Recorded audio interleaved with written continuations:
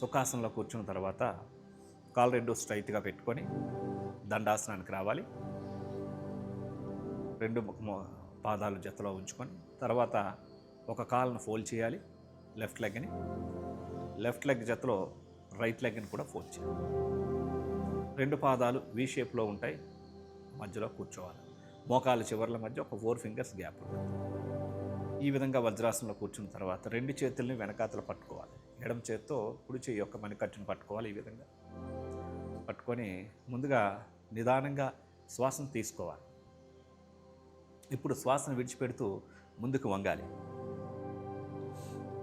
ఎంతవరకు వీలైతే అంతవరకే.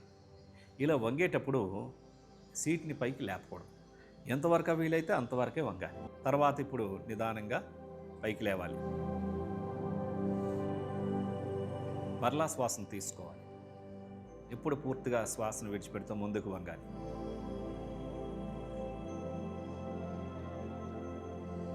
మరలా పైకి రావాలి. చూసారు కదా, ఈ రకంగా పొద్దున్న ఒక 30 సార్లు, సాయంత్రం ఒక 30 సార్లు చేసినట్లయితే 15 రోజుల్లో పొట్ట తగ్గిపోవడం ఖాయం.